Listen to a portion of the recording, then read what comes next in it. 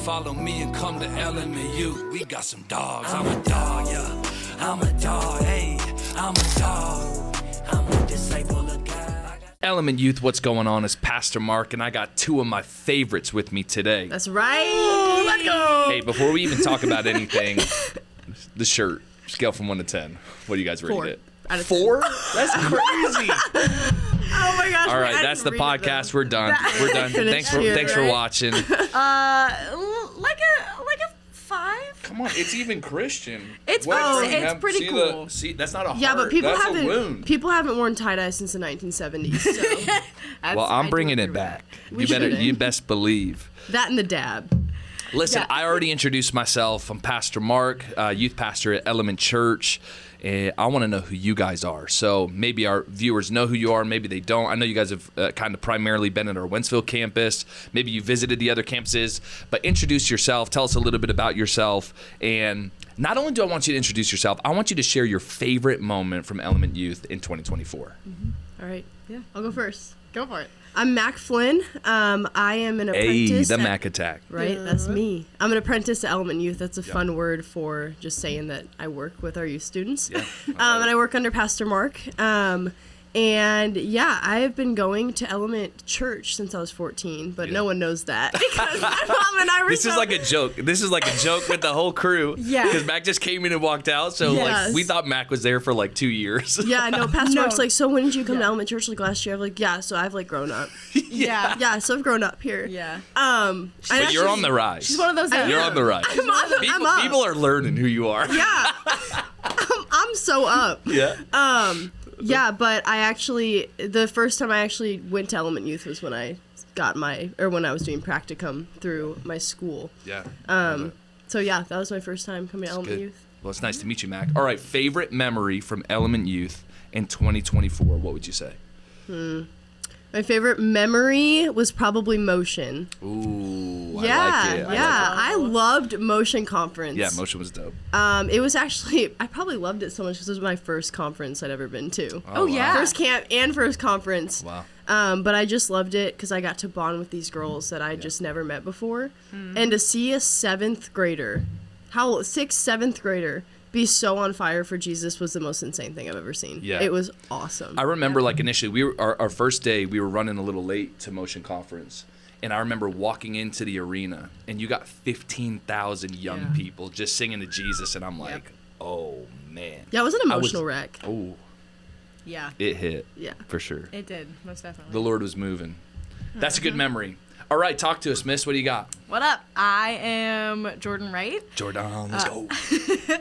A little bit about myself. Dude, I don't know. I've been going to Element since 4th grade. Yeah. One You're like of an our- OG. That I beats am. me. Yeah, You're like an EY OG. Oh no, The kids call that unk status. Yeah. Oh, do not say that. My pride, Mac. True. How do you find out what the kids are saying? Levi and Lincoln. Okay. That's true. Levi and You gotta Lincoln lean Crosby. into the students. Yeah, seriously, I do. Yeah, no, I seriously am. So like, I knew ministry was my thing. Probably freshman year of high school. Wow. So I've been working towards this, and when I say I knew it was my thing, I knew it was my thing. But like Moses, I was like, God, you're kidding me. Like I'm not. Yeah. And I like reluctantly went. I was like, God, I had that Jonah spirit in me. Yeah, I was like, yeah. I'm not Yeah, doing I that. get that. And so it took me literally. I always tell this story when I tell the story of why I came to Element, the leadership college. Yeah. It was January 1st of 2023. Yeah. And I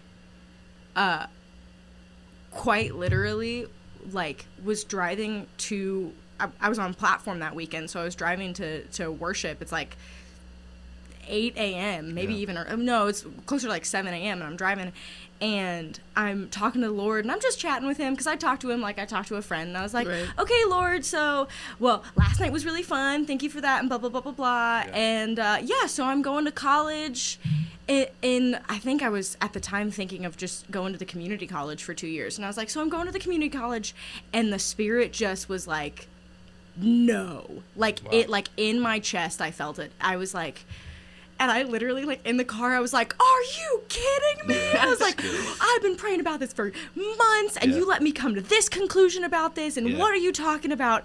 And then I was like, fine, what is it? And I just knew, even though I asked what is it, I knew that he was like, give me a couple weeks, and you're going to the leadership college. You're going to ECLI. I love it. And so that's me. So, all right, Jordan, I love that. That's a powerful story. I want to know, what is one of your favorite memories from EY in 2024? What would you say? My favorite memory from this year, I had to think about this one.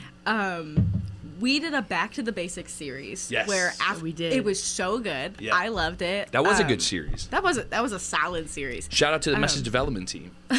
Yeah, for It real. was just Which you're you both on. It was just you at the time, though, bro. Was it? Yeah, it was you. Oh Yeah, my low gosh. key. His ego just expanded. stop. No, kidding. Anyways, we did a Back to the Basics series where we went over prayer and offering and worship and something else that I can't remember right now. Yeah. But the night that we did worship, we had already been doing small groups after service for like a good couple of weeks. Yeah. And I remember being in the back of service, and we invited all the students up after the message to come and worship God, and just let loose and worship him how we're meant to worship him with all of our mind, body, and soul. And I walked up there to just watch my students, and suddenly I was like, no, I'm not going to watch them. I'm going to be a part of this. I'm going to show them what it means and what it looks like. I love that. On a real level. And I have this like vivid memory of me.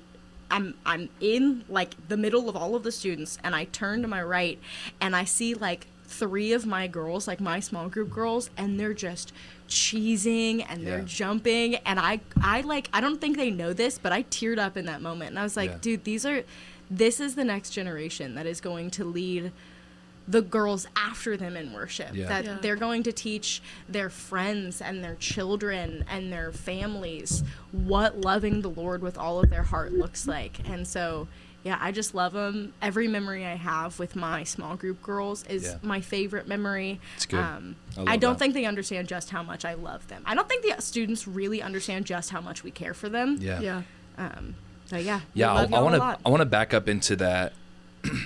I remember that night we preached on the 7 Hebrew words for praise, and we talked about how all those words for praise either were accompanied by sound or movement. And so we've really been wanting to teach, to cultivate a worship culture in Element Youth that we believe God's worthy of. I think kids can come in and they've messed up that week, or they've been sinful that week, or they're carrying guilt and they're carrying shame, and they think, I can't come in here and raise my hands. I'll be a hypocrite. I can't come in here and worship God. I know what I did this week. And the mistake we make is we make worship about us and how worthy we are. That dictates what we can and can't do in that moment. God, but the reality is, the truth is, God is always worthy of exuberant, enthusiastic praise, regardless of where we are. Now, Jesus talks about just doing things to be seen or appear spiritual, but the heart is, what we were trying to get at is, listen, he's worthy of enthusiastic praise. And that's the worship culture we want to cultivate. And that was kind of the heart behind that message there. And I think that's something we've seen. I think we've seen a little bit of transformation in our worship culture in Element Youth. And I think that's across all campuses. I don't think that's just Wentzville. I know Joel's talked about how he's seeing a new zeal and a new enthusiasm at our St. Charles campus. Awesome. Brian and Hunter, the teams, talked about in Warrenton, they're down we've seen the videos, they're down in the altars, just lifted hands. And I was there last night watching these kids, and it's cool to see how our worship culture is transforming. Yes. And I think even some of those conversations have been a part of that. Yeah, that's good. This year we've really we've made a declaration over this year that this is going to be a year more. We've kind of had Ephesians 3:20 leading that expectation. Like, we're going to believe God for more, because in his word we see that God is a God of infinitely more, right? Of immeasurably more. And so we're going to cling to that. We're going to trust that God's word is true and what it says about God is true. And so we didn't just declare that over Element Youth, but I think we also made that a declaration for us personally of like, I'm going to believe God for more this year. So when you guys think and process through 2024, how do you believe 2024, or how has 2024 been a year of more for you personally? Mac, what would you say? Yeah, 2024 has been a lot of growth for me. I mean, if you would have told me that I would have been in youth ministry 2 years ago, I would have said that you're absolutely crazy. But then again, if you would have told me I would have been in ministry 2 years ago, I would have also said you're crazy. Right. Yeah, I think that we just set this expectation for God that, like, he can do more. Yeah. But then I think we forget that he can do infinitely more. Yeah. And it says that his ways are higher. Yeah. And so I'm going through this year and I'm like, wow, that's like a really cool transition. I'm like, it's really crazy how we worked that out. And then it's like, just to be able, I received my apprenticeship this year. Yeah. Yep.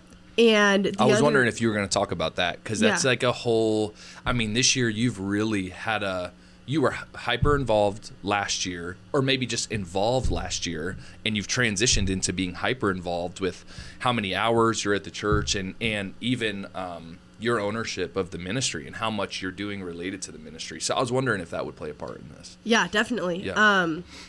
I it was in August, right? Yes. So I received my apprenticeship in August, and it was a little nerve-wracking at first. Yeah. For sure, but I mean, I was talking to Evan, my boyfriend, the other day, and just like bawling like a baby, because to be able to do what I love for work is infinitely more. Yeah. Yes. It's good. And every day that I show up to work, I mean, I worked at a swim school. Well, I still do, but I'm not gonna trash on them. I won't. We but- love you, swim school. Yeah, thank you. Shout out Barron Swim School. Fully name Not dropping. sponsored. No, I do. You I shouldn't did. have said the name. No. Now everybody knows. No, I do. I love it there. I actually still work there on Saturdays. But I mean, You it's just secretly baptize people? I'm playing. you're dunking those kids. They're just like 4-year-olds. In Every the time name I of do the Lord. submersions, I'm like, in the name of the Lord.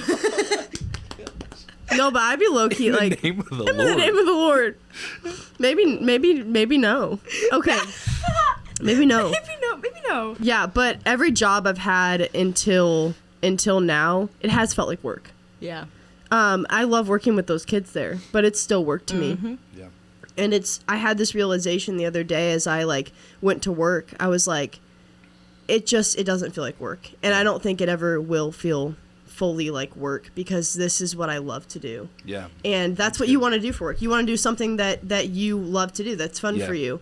That's one of And the things I truly love about being in ministry on a full-time basis, being able to support my family through doing this, is there's this marriage. Think about how much time you spend at your place of work. You Yeah. know, like your whole week is there. So for me to be able to support my family, but to marry it with all the purpose that's found in it, that same sense of gratitude and gratefulness of like, I can't believe this is what I get to do on a week in and week out basis. So yeah, that resonates with me This for sure. realization happened. I was on the way to Dollar Tree the other day, picking up energy drinks for our high schoolers.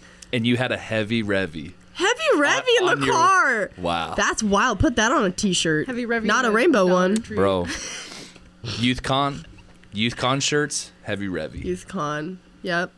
Man. Can we drop the name now or what? Are we Sneak even peek. allowed to? He's married to it. He's married. I am to it, absolutely guys. married to it. Back to the dollar store. Hold on. Can we tell that real quick? Okay. For those of you who do not get to spend day in and day out with Pastor Mark, one of his favorite phrases is, "I'm not married to it. I'm not married to it."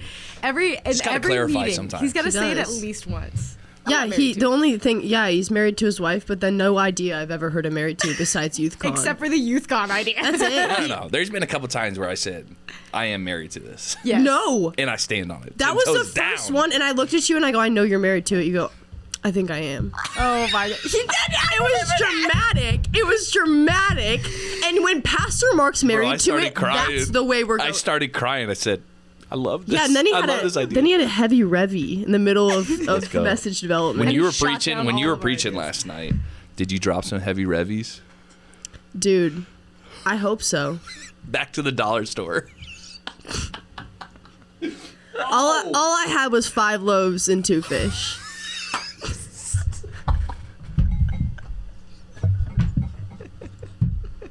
Last night had to have That's been a enough for miracle, God. 'cause Come on, somebody. Really, it is. Goodness. Praise the Lord for Oh being my good. God. all you had to read I that wish I would- message was your lunchbox. That was it. I didn't even pack my lunch. Somebody else packed it for you. Yeah, I was on my way to the dollar store. Praise God. Praise God for Praise the dollar God. store. And Amen. I literally am listening to music, and I'm just an emotional wreck. I don't know. I was probably tired, honestly, but the Lord was also moving, so it was a Yeah. mix of both. And I was just like, this is what I get to do forever, Yep. hopefully. God willing. God willing. Jordan, I want you to answer this question too. But I think sometimes we can fantasize what the church is or what it is to be in ministry. And then you get a peek behind the curtain, and I'm sure there's been aspects of it where you're like, oh, I didn't realize that this was a part of it. Or so when you think about your involvement in ministry, has there been parts that have surprised you, or like what's been some of maybe the challenges or the adjustments, or, and I know I'm kind of putting you on the spot here, but talk a little bit about that.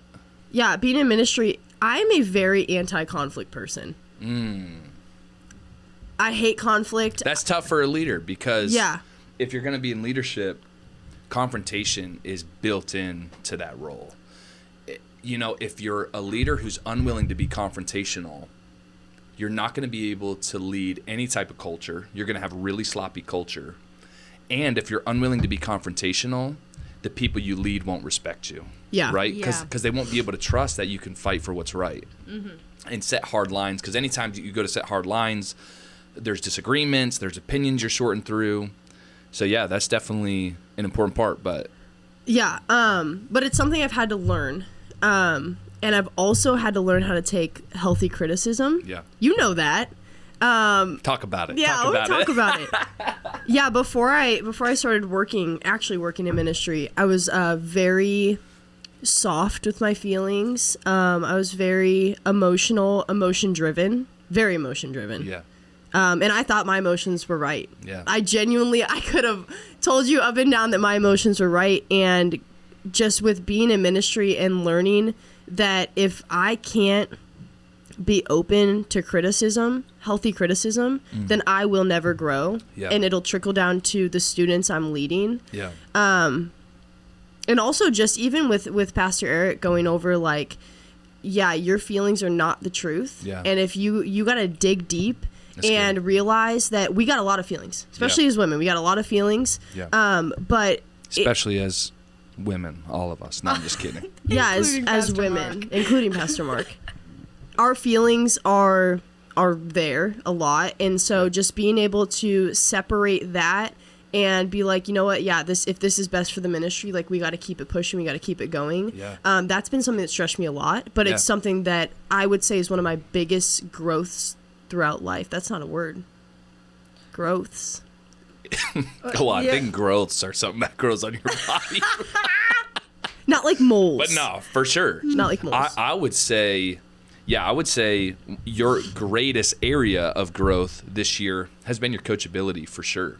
And, you know, we talk about that a lot of, yeah. And I think some of it too, we go through life and people throw shade, people throw hate. When people are constructive, I think often when we experience anything constructive or critical or critique, people are trying to wound us, Yeah. right?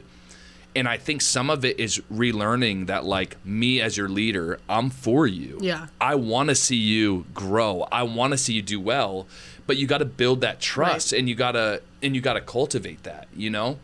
And so I think that's been a part of it, of like, hey, these hard conversations are for you to be all that God's called you to be. Right. And we see Jesus have hard conversations with people all the time. Right. You know, he's like, bro, if you're going to follow me, it's got to look like this. And people take off. Yeah. It's like, all right, you know, I get it.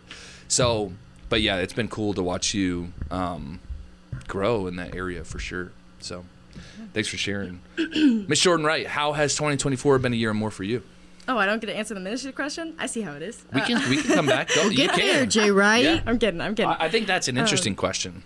Yeah. sure. Not a lot of people get to see behind the curtain. Yeah. But in all reality, there's nothing fancy behind here. Like it's interesting to hear you talk about how ministry doesn't feel like a job for you, because there are days for me where it absolutely feels like a job. Yeah. Where I come in, I have to do I have to put in these numbers. I have to schedule these meetings. I have to achieve all this stuff for this project, and it feels like a job. But at the end of the day, I go home and I'm satisfied with my work because I know who I'm working for. Yeah. And I think anybody, you don't have to be in ministry to get that feeling. It's true. You don't have to be you don't have to be working directly for a church or a parachurch ministry in order to go home and be like, no, I did my best in my accounting job today for the Lord. I did my best as a teacher today for the Lord. But for ministry specifically, I was never disenchanted with the idea of it because I did YLA. I did the Youth Leadership Academy, which we have every summer, for 4 years. Yeah. And I was at the church all the time. So I knew conflict happened. I knew that there were coworkers that you really didn't vibe with. Yeah. That's how it is. We're a big team. We're a big family. I don't like all my family. Yeah. Like, teamwork is so hard. Yeah. Teamwork is so hard. You got so many different personality types and so many different opinions. And then you're trying to, like, collaboration is so difficult. Yes. But at the same time, there's also something to be said about 4 or 5 minds is better than just one, too. Absolutely. You know, so you got to find a way of, like, how can we tap into everybody's strengths and everybody's gifts? But that's a process to get there. Yeah. It's also a process learning what everybody's strong in. Definitely. And That's confident true. in. Definitely. Yeah. So, and we're a young team. Yeah. Like, we're 100%. a very young team. Yeah. Age-wise, but also, like, the way the time that we've been together. And so learning each other has been one of the biggest learning curves for me. Definitely. But also for me, in under a year and 2 months, I've been under 3 different bosses. Yeah. So learning how to serve those bosses well has been a really weird shift for me. Yeah. So I would say that's been the biggest thing that I've learned is, like, no matter where you go and what you do in life, you're going to have to learn how to serve the people that you're working for best. And so learning that with you has been like, what does Pastor Mark want from me? What does he expect from me in this role? Yeah. Versus when I was working under the lovely Johanna Kiefer. Hey, shout out Johanna. Shout out. Johanna Kiefer, my favorite person. Hunter Kiefer's mother. Yeah. No, yeah. That's she, true. like, I don't know, Johanna and I thought so much alike. Yeah. And she's the definition of a workhorse. Yes. When I think workhorse, I think Johanna Kiefer. She can literally do anything. Yes. Ministry. Yeah. She is genuinely probably who I aspire to be. Yeah. In ministry. It's good. Anyways, but when I was working under her, we thought so much alike that I didn't really have to guess what she wanted. Versus working under you, I'm like, I don't know what this guy wants. Yeah. He's crazy. Yeah. But I've learned so much more about myself this past year than I've learned probably all of high school. Yeah, seriously. Yeah, all right. So you just made a statement there. You said I've learned so much more about myself this year than I have in high school. Unpack that a little bit. What are some of those things specifically you've learned about yourself? Oh, man. Yeah, and what's led to those heavy revies? Heavy revies. We got to stop saying That's that. going to be the title of this. this one. I'm never stopping. Did that come out of the Gen Z Bible? I stole it. Man, so my role specifically, yes, I'm a youth ministry apprentice, but I have really been learning how to manage projects. Yeah. And with that comes managing teams and planning properly. Yeah. And my mom has always said to me, like, the entirety of me growing up, she said, Jordan, you're your own worst enemy. Yeah. Where shout out Mama Wright. Shout out Mama Wright. Yeah, she rocks for real. Nana Mama Kim Wright. There's only some people that would get that reference. Sorry. Anyways, we used to call her that in, like, middle school. That was hilarious. I hope they put that at the end. Apparently, Mack had beef with me in the beginning of school. I didn't have beef with you, bro. I just. She was mad. You literally said we were. Oh my gosh! Maybe we need to rename the podcast to. Mack was intimidated by my aura. Wow. Minus aura. Status. Skibbity toilet. Riz. Remember how we were talking about critique and tearing each other down? My bad. Anyways, What were we having? Really, you said you feel like you've learned more about yourself this year. Yeah. Project management specifically has stretched me in a way where like I have to know what I want. Yeah. And I have to be certain in my goals, and I have to be aggressive in some areas. And even though I think outwardly I can give this impression that I'm really confident and I'm sure of what I'm doing, and I talk very flat, I talk very plain, I talk very like punchy sometimes. Most of the time, I would argue. Who you arguing with? Myself apparently. Just kidding. Lol. But in reality, 4 out of 10. Come on, bruh. Like that shirt. In reality, I'm very much a people pleaser. Yeah. I want everybody to be happy and content with what's going on, and I want everybody to see that I'm doing well and to acknowledge it. Yeah.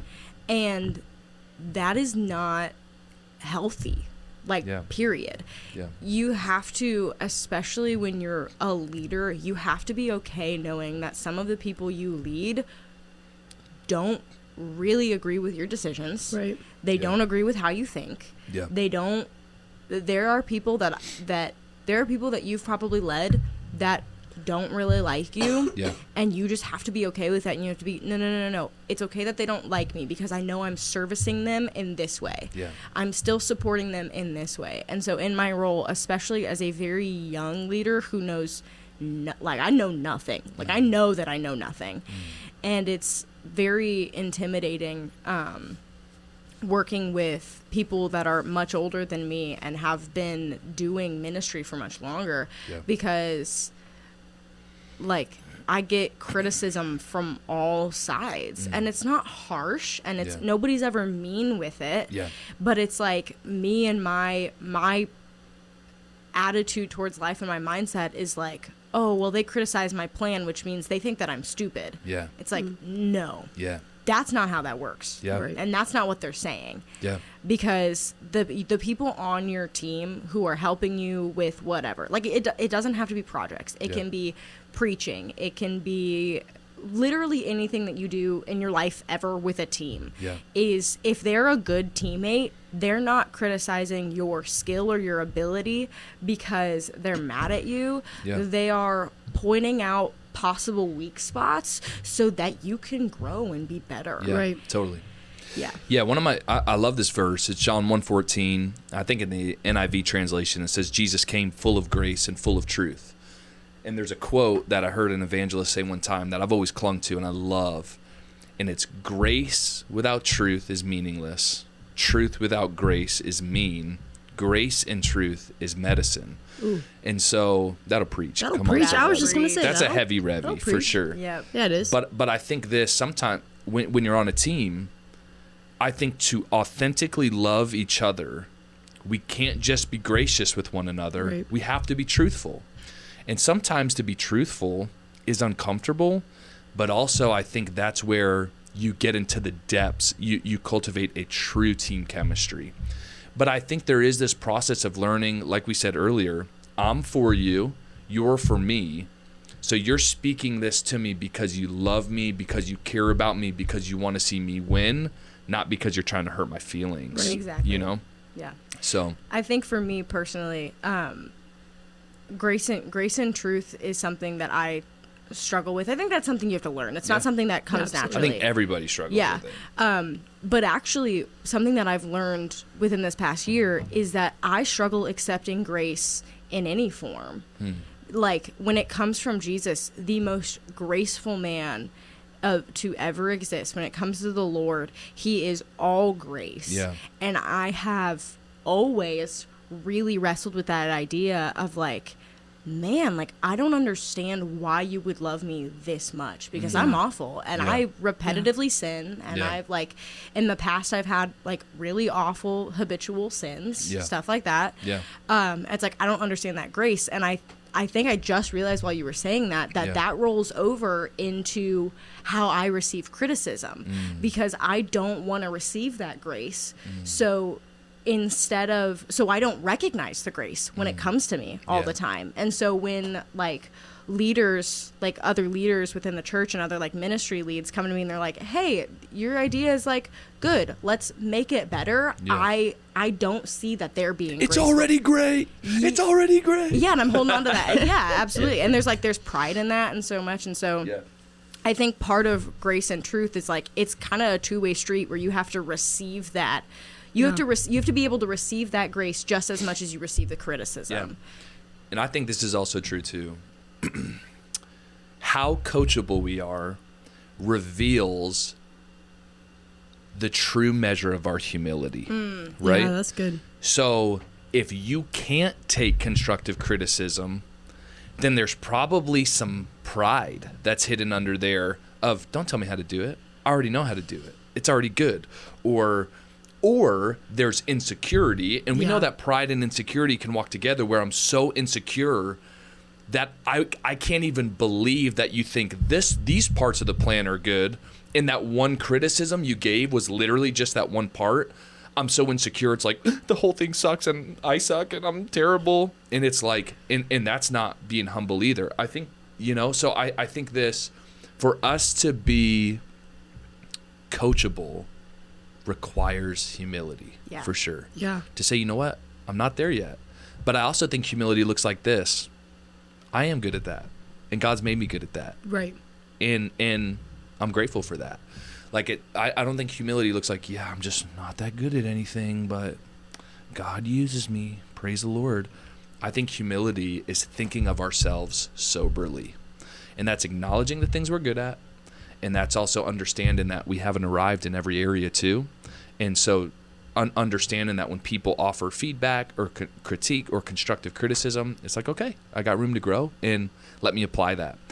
Kim Roots, shout out Kim Roots. Let's go, Kim. Yes. This is a good story. We have our tacticals. We have one-on-ones every week. And she goes, Mark. I go, what? She goes, you don't listen. I'm like, what? She goes, you don't listen. And I'm sitting there, and I got two ways to respond. I can be defensive, and I can try to be defensive and defend myself, or I can say, all right, this woman spends 40 hours a week with me minimum. Right. She's not just saying this to hurt my feelings. She's for me. She wants to see me win. Yeah. So maybe there's some truth in what she's saying. Yeah. And so I go, wow, okay. I go, can you provide me some examples? Because I'm not saying I don't believe you, but I thought I was good at it. Oh, yeah. Or if you see me in a meeting and I don't do it, you have permission to call it out, because I want to be a good listener. I don't want to be a bad listener. But to say it didn't sting, I'd be lying. Yeah. Because that's something I feel like I pride myself on, is like, no, I feel like I'm a good listener. She's like, you don't listen. I'm like, okay. Yeah. And it's those moments that test our humility. Yeah. Right? So, yeah. Totally. Good stuff. All right, listen, y'all are both in youth ministry right now. You bounced around departments in the church a little bit.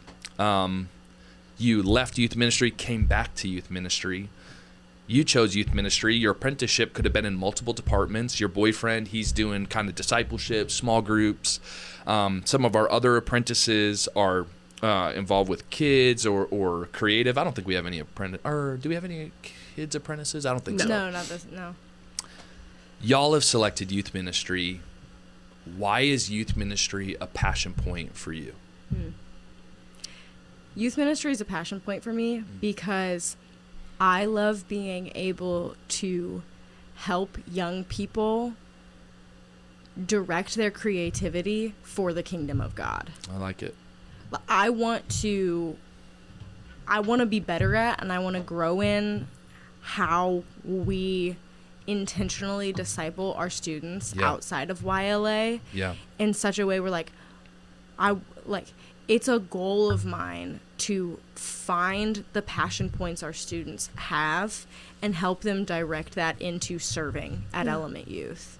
Not only that, I know I have a story that will speak to some of those students at youth Yeah. far more than anything anybody else could ever say to them. Yeah. And that's not pride. Yeah. That's just, I know my story, and I Yeah. know my story's unique, and I Yeah. think I think everybody should have that mentality Yeah. to any room that they walk in. Yeah. Where it's like, I've got something to share. Yeah. God has put me in this room for a reason. I agree with that 100%. And I think that's biblical. We see in Revelation, it says, we overcome by the blood of the Lamb and the word of our testimony. Amen. Right. And so there is so much power in me sharing with you what God did in me.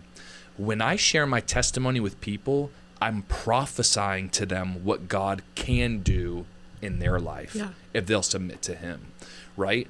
And so our testimonies, all as we all share our testimonies, our walk's different. Some people, they never strayed. Man, they were saved at 6 years old.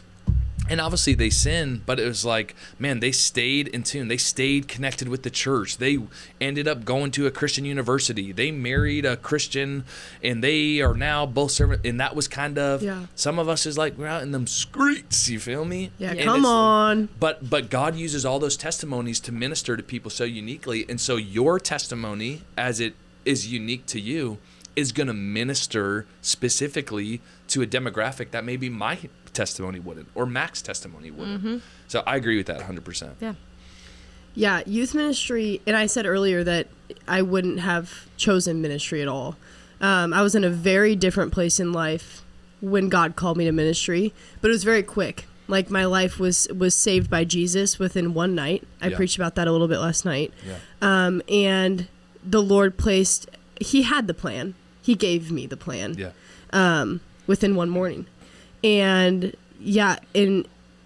said, I want you to lead my people, and I want you to preach my gospel. And my testimony is where they're living right now. They're in high school. Yeah, middle school I was low-key just weird, so I don't know. I kind of... We're all weird. Yeah, I in was middle hanging school. low Shout in out middle our middle school. schoolers. We love y'all. We love you. We do, seriously. Everybody's Most You of guys the are time. so much cooler than I was in middle school. Can we just be That's honest? true. We love our middle schoolers most of the time.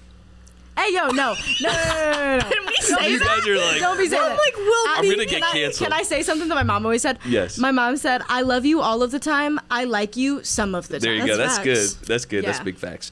I want to speak to this. I want to interrupt you for a second. You get downloaded much like me. I knew lead, preach, pastor, Right. clear. Like, that's what I'm supposed to do. I'm not even good at anything else, you know? And who knows if I'm good at those things. But I knew in my heart, that's what I'm supposed to do. Yeah. God's literally calling me to do that. So it was clear for you. But then Jordan, I think you're more in this boat of like, I know I love Jesus. I know I want to be a part of the kingdom. Do you feel like you received a calling with that great clarity? Or do you feel like that's something where you're like, I'm not really sure what it looks like specifically. I just know I want to contribute. What would you say? Good question.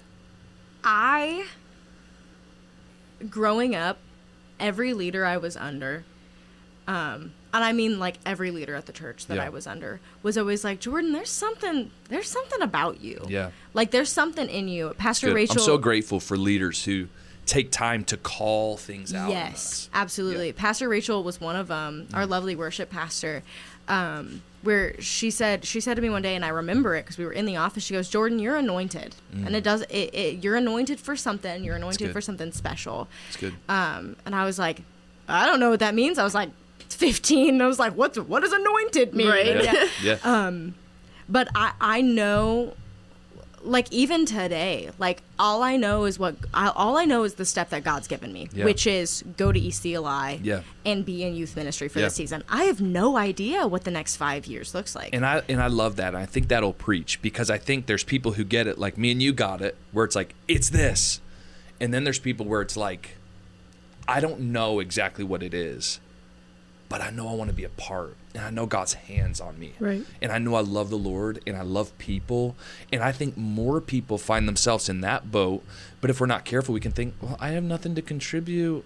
I don't know what it is. And it's like, bro, just be faithful. Yeah. Just take Yeah. the next step. And God will literally bring you into infinitely more. Yep. Okay? Yeah. That's a wrap, y'all. It's 9:55.